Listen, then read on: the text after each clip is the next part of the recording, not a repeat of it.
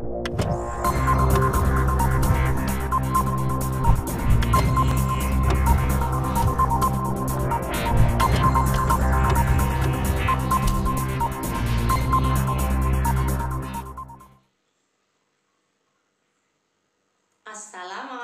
warahmatullahi wabarakatuh. Halo anak-anak Min 2 Jepara. Bagaimana kabarnya? Semoga selalu sehat-sehat ya. Video kali ini Mak Odah akan membahas soal. Ya, kemarin kalian sudah mengerjakan soal. Kira-kira betul semua? Atau masih ada yang salah? Oke? Yang masih banyak yang salah, tidak usah baper. Tidak usah sedih, nggak usah galau. Ya, karena memang butuh ketelitian dalam membaca soal. Oke? Butuh ketelitian, butuh kecermatan, dan fokus. Oke? Dalam video kali ini kita akan membahas soal-soalnya sehingga kalian bisa tahu mana letak kesalahannya. Ya. Jika terjadi kesalahan agar tidak akan terulang kembali. Ya, gunakan HP kalian untuk belajar. Jangan untuk main game ataupun main yang lainnya, tetapi gunakan HP yang bijaksana. Oke, untuk belajar, simak materi agar kegiatan belajar kalian di rumah tidak sia-sia. Oke, simak pembahasan soal berikut ini. Ciu. Assalamualaikum warahmatullahi wabarakatuh. Halo anak-anakku, siswa-siswi Min 2 Jepara. Kalian sudah siap untuk menyimak pembahasan soal berikut ini? Siap ya? Dan kalian pasti masih ingat jawaban kalian kemarin karena baru kemarin mengerjakan soal ini. Kira-kira jawabannya benar atau salah? Yang salah, tolong nanti diperbaiki. Yang sudah benar, pertahankan. Ya. Cara mencari gagasan utama dari bacaan sangat mudah sekali. Ya, sangat mudah sekali. Yang penting adalah mau membaca. Baca kalimat per kalimat. Baca dengan sungguh-sungguh. Baca dengan fokus. Maka akan tahu letaknya. Kalimat utama di awal atau di akhir. Kalau di awal paragraf, maka kalimat utama tersebut akan dijelaskan kalimat-kalimat selanjutnya. Sedangkan apabila letaknya ada di akhir paragraf, maka kalimat utamanya tersebut adalah kesimpulan dari paragraf tersebut. Nah, sekarang dibaca kalimat per kalimat. Setelah membaca akan diketahui bahwa letak kalimat utamanya ada di awal paragraf. Karena kalimat-kalimat selanjutnya adalah menjelaskan dari kalimat pertama. Sampah plastik sangat berbahaya jika dibuang dengan sembarangan. Nah, akan dijelaskan nih. Sampah plastik tidak bisa membusuk. Dijelaskan lagi, ini berarti bahwa sampah plastik tidak dapat didaur ulang secara alami. Kemudian ketika dibawa oleh air sungai menyebabkan mengganggu ekosistem. Banyak hewan mati karena tertelan limbah plastik. Nah, disinilah kalimat utama ada di awal paragraf karena kalimat-kalimat berikutnya menjelaskan. Maka gagasan utama dari paragraf tersebut adalah apa, Cah? Nih, sampah plastik berbahaya jika dibuang sembarangan. Betul ya kalian jawabannya? Oke. Nah, setelah sudah menjawab soal, di sini Bu Guru akan membahas tentang penulisan paragraf. Perhatikan paragrafnya, tulisannya sangat rapi. Rapi kanan, rapi kiri. Rata kanan, rata kiri. Ya. Di sini bisa diperhatikan bahwa penulisan paragraf ini diatur atau kata per kata, kalimat per kalimat, penulisannya diatur. Bagaimana mengatur kalimat atau kata agar rapi kanan, rapi kiri? Perhatikan, ini ada contoh. Ada kata secara, sedangkan ditulis se dan cara di bawah. Kenapa begitu? Karena secara di sini dipenggal di suku kata se, dipenggal dengan menggunakan tanda strip. Ya, menggunakan tanda strip. Itu adalah kaidah penulisan yang benar. Jika kata dipenggal, maka menggunakan tanda strip. Ya, nah, tulis seperti inilah sehingga penulisannya bisa rapi. Dan anak-anak juga harus perhatikan huruf kapitalnya yang benar. Penulisan huruf kapital yang benar adalah di awal kalimat setiap huruf menggunakan huruf besar. Contoh sampah. Kemudian ada lagi sampah. Setelah tanda titik adalah ada kalimat baru. Kemudian ini. Kemudian ketika huruf K. Ya. Nah, disinilah kalimat per kalimat huruf awal menggunakan huruf kapital. Nah, itu diingat-ingat ketika menulis kalimat, maka awal kalimat harus huruf besar. Dan diingat-ingat juga bahwa penulisan paragraf yang benar saat awal paragraf menjorok ke dalam. Ya. Tetapi hal semacam itu pun tidak menjadi patokan baku bahwa setiap paragraf itu harus menjorok ke dalam. Tidak ya. Jadi, ketika ada paragraf per paragraf ditulis dalam suatu bacaan, maka jeda dari penulisan paragraf tersebut itu merupakan batas dari atau jarak dari penulisan paragraf atau untuk membedakan paragraf satu dan seterusnya. Ya. Jadi, untuk penulisan awal kalimat atau awal paragraf menjorok ke dalam itu tujuannya untuk membuat atau mencari ciri yang menentukan bahwa ini adalah satu paragraf. Ya, bisa dipahami ya. Soal berikutnya. Bacalah satu paragraf. Perhatikan penulisan paragrafnya tidak rapi seperti yang tadi. Kenapa begitu? Karena ini adalah setelan penulisan langsung dari Google Form. Jadi hasilnya seperti ini. Tapi kalian jangan bingung bahwa ini merupakan satu paragraf juga, walaupun penulisannya tidak rapi. Ya. Oke. Kita cari tahu gagasan utama dari bacaan tersebut. Perhatikan kalimat per kalimat. Pelestarian. Ini kalimat utamanya. Ya, ada di awal. Pelestarian hutan Suaka Marga Satwa Nantu di Gorontalo semakin terancam. Nah, kenapa kok yang disebut kalimat utama di awal? Karena kalimat-kalimat berikutnya adalah menjelaskan kalimat yang awal. Kenapa Suaka Marga Satwa terancam? Nih, alasannya adalah sekarang ada penambang ilegal. Mereka itu mencari emas dan ada ratusan penambang ilegal di sana. Nah, inilah yang merupakan penjelasan dari kalimat utama. Jadi, gagasan utama dari bacaan tersebut apa?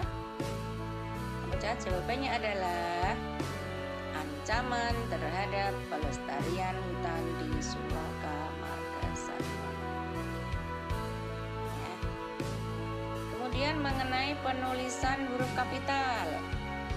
Kenapa ini Suaka Marga Satwa huruf S dan M-nya gede? Nantu kenapa gede? Gorontalo G-nya gede, kenapa? Karena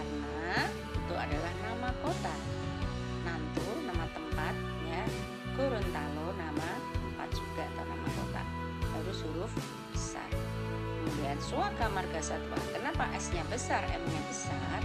Karena itu adalah nama suatu perkumpulan atau persatuan atau juga bisa disebut suatu lembaga. Lembaga, suaka, marga, satuan. Maka penulisannya harus baik. Perhatikan untuk soal berikutnya. Di sini paragrafnya lebih panjang dari biasanya yang tadi ya. Maka kalian harus membaca sungguh-sungguh, hati-hati, fokus. Letaknya di mana? Kalimat utamanya di awal apa di akhir? Ya. Di awal atau di akhir? Ciri-ciri kalau di awal paragraf, maka kalimat-kalimat berikutnya merupakan penjelasan dari kalimat awal tadi. Dan apabila letak kalimat utamanya ada di akhir, maka kalimat akhir tersebut adalah merupakan kesimpulan dari beberapa kalimat yang membangun dalam satu paragraf. Ya. Di sini sudah sangat jelas sekali bahwa kalimat utamanya ada di awal. Nah, ini termasuk sebagai wali murid penggerak siswanya atau penggerak anaknya agar segera mau mengerjakan dan membaca dengan fokus dari tiap-tiap paragraf. Nah, penyakit influenza adalah penyakit yang sangat mudah ditransfer. Karena berikutnya penyakit ini menyebar melalui kontak langsung dari satu orang ke orang lain, dan seterusnya dan seterusnya. Nah, di sini bisa kita ketahui bahwa gagasan utamanya adalah penyebaran penyakit influenza. Penyebaran penyakit influenza. Pasti ada yang terkecoh penyebab influenza. Penyebabnya kan karena hujan-hujanan, banyak minum es, ya, kedinginan. Nah, ini penyebab. Sedangkan penyebaran penyakit influenza di sini dari kalimat-kalimat yang ada di paragraf tersebut mengarah pada ide pokok merupakan penyebaran penyakit influenza. Ya, betul ya kalian ya. Semoga soal berikutnya sama. Pertanyaannya sama, yaitu diminta menentukan gagasan pokok. Di sini bisa dibaca kalimat per kalimatnya. Ya, memainkan alat musik sasando tidak mudah. Kalimat berikutnya diperlukan harmonisasi.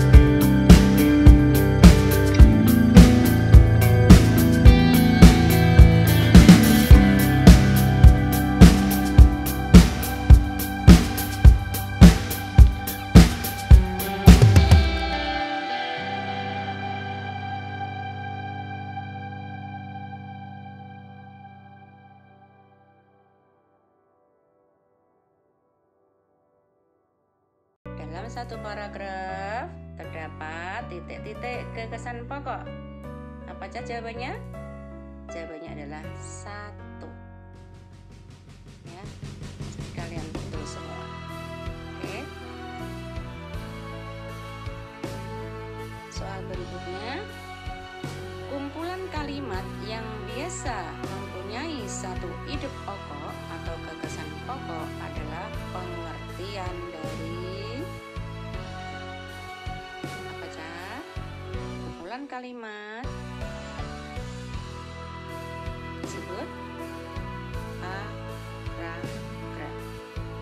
Ya, kalimat atau kumpulan kalimat yang biasa mempunyai satu ide pokok atau gagasan pokok adalah pengertian dari paragraf. Soal berikutnya, apa yang dimaksud dengan gagasan pendukung? Soal berikutnya, apa yang dimaksud dengan gagasan pendukung? Nah, gagasan pendukung adalah yang ada di kalimat penjelas atau kalimat-kalimat selain kalimat utama. Itu adalah kalimat penjelas yang isinya ada yang disebut gagasan pendukung. Terus apa sih yang dimaksud dengan gagasan pendukung? Apa saja jawabannya? Jawabannya adalah ide yang menjelaskan gagasan atau ide pokok dan terdapat lebih dari satu gagasan dalam satu paragraf. Nah, inilah jawaban yang benar. Ya, kalimat yang atau pilihannya pasti salah, ini salah ya. Ini juga bukan. Ini juga bukan. Maka jawaban yang betul adalah ide yang menjelaskan gagasan atau ide pokok dan terdapat lebih dari satu gagasan dalam satu paragraf. Soal berikutnya, apa yang dimaksud dengan gagasan pokok? Nah, gampang ya. Gagasan pokok itu apa? Apakah ide yang mendukung gagasan utama? Apakah ide pokok atau sebuah inti pembahasan yang tertulis dalam paragraf? Apakah ya Allah? Soal berikutnya, apa yang dimaksud dengan gagasan pokok? Nah, sangat mudah banget, pasti kalian betul semua. Yaitu gagasan pokok adalah baca. Betul? Yaitu ide pokok atau sebuah inti pembahasan yang tertulis dalam paragraf. Pasti kalian betul semua ya. Soal berikutnya sama ini ya, paragraf yang panjang, kemudian kalian diminta untuk menentukan gagasan pendukung. Gagasan pendukung yang terdapat pada paragraf berikut adalah apa nih? Paragrafnya adalah Bella dan ayah mengunjungi rumah adat yang sudah dikenalnya. Bella mengunjungi rumah adat provinsi Jawa Tengah. Baik, soal berikutnya. Di sini pertanyaannya adalah diminta untuk menentukan gagasan pendukungnya atau kalimat penjelas atau gagasan penjelas ya, gagasan dari. Lanjut pada soal berikutnya. Soal di sini diminta untuk menentukan gagasan pendukung. Ya, gagasan pendukung yang terdapat dalam paragraf ini. Apa kira-kira gagasan pendukungnya? Gagasan pendukung adalah yang ada di kalimat-kalimat penjelas ya. Apa kira-kira? Di paragraf ini kita baca ya, Bella dan ayah mengunjungi yang sudah dikenalnya bila mengunjungi rumah adat Provinsi Jawa Tengah yang disebut joglo. Rumah adat joglo memiliki keunikan pada bagian atapnya. Bentuknya tidak runcing tetapi berbentuk lebar. Ini sangat mudah ya. Kalian mungkin ada yang terkecoh bahwa pertanyaannya adalah apa sih gagasan pendukungnya? Pasti ini ada yang banyak terkecoh di sini ya. Gagasan pendukung ada di kalimat penjelas. Tentunya bukan di dalam kalimat utama. Ya. Di sini ada berapa kalimat? Ya. Bila dan ayah mengunjungi rumah adat yang dikenalnya, bila mengunjungi rumah adat yang namanya joglo. Dan keunikannya, apa gagasan pendukungnya? Nah, jawabannya adalah rumah adat joglo memiliki keunikan pada bagian atapnya. Bentuknya tidak runcing tetapi berbentuk lebar. Biasanya nih soal yang semacam ini kalau kalian tidak fokus bacanya, ini gagasan pendukung ya, maka pasti salah. Maka diingat-ingat, bacalah soal dengan teliti dan fokus apa yang ditanyakan. Oke. Soal berikutnya, suatu topik yang dibahas dalam suatu teks dinamakan sekali topik. Ya, topik berarti jawabannya adalah gagasan pokok. Gagasan pokok adalah sesuatu yang dibahas atau dibicarakan dalam satu paragraf atau teks. Soal berikutnya, nama lain. Nah, soal berikutnya, nama lain dari gagasan pokok. Nah, nama lain tadi sudah Bu Guru sebutkan, nama-nama gagasan pokok itu disebut apa aja di sini. Lihat, sangat gampang. Nih jawabannya yang betul ya. Nggak mungkin ini. Ya, maka ketika baca soal, bacalah yang fokus. Soal berikutnya, kembali cermati teks. Teksnya adalah pendidikan karakter dianggap sangat penting karena dunia butuh orang-orang yang berkarakter untuk membangun negara yang maju. Pertanyaannya adalah, inti kalimat tersebut itu membahas apa? Inti, ya, inti. Fokus pada teksnya. Pendidikan karakter dianggap sangat penting karena dunia butuh orang-orang yang berkarakter untuk membangun negara yang maju. Maka inti kalimat tersebut adalah pendidikan karakter sangat penting. Ya, pendidikan karakter sangat penting. Itu inti pokok dari kalimat tersebut. Soal berikutnya, di sini ada beberapa kalimat, sedangkan kalimatnya tersebut diacak. Ya, kalimat ini diacak. Dan kalian diminta untuk buatlah dari kalimat-kalimat tersebut menjadi paragraf yang padu atau menjadi paragraf yang baik. Nah, di mana kira-kira jawabannya? Agar menjadi paragraf yang padu, urutannya adalah Budi bangun pagi jam 6. Tidak lupa Budi merapikan tempat tidurnya. Setelah itu dia mandi dan memakai seragam.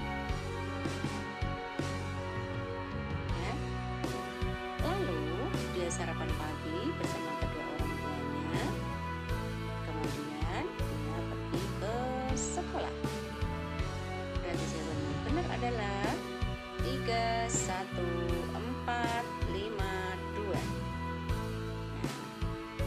Nah, pasti betul ya. Oke. Soal berikutnya.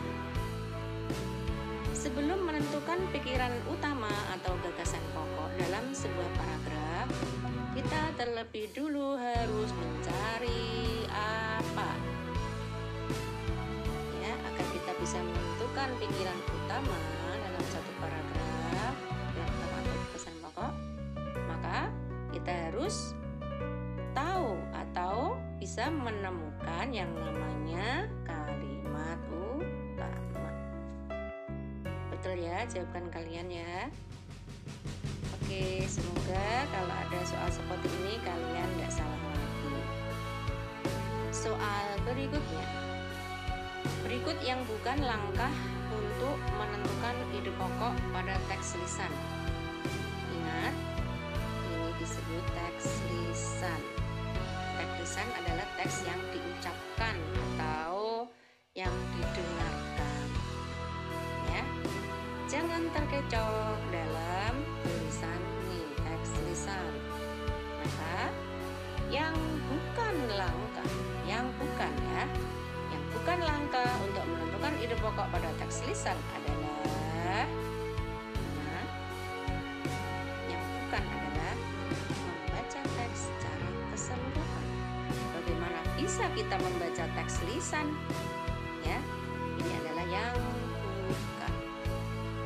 Jadi, untuk bisa menentukan ide pokok dalam teks lisan, maka langkah-langkahnya adalah mendengarkan teks dengan sungguh-sungguh, mencatat permasalahan yang sedang dibicarakan dalam teks lisan, kemudian menentukan topik serta kalimat utama yang menjadi inti permasalahan teks. Oke, cukup di sini dulu pembahasannya. Semoga tidak ada yang terlewat ya. Kalau nanti ada yang terlewat, silakan Japri Mauda siap jawab. Ya, fast respon insya Allah selama HP-nya nyala. Oke, terima kasih. Assalamualaikum warahmatullahi wabarakatuh. Semoga bermanfaat. Salam sehat.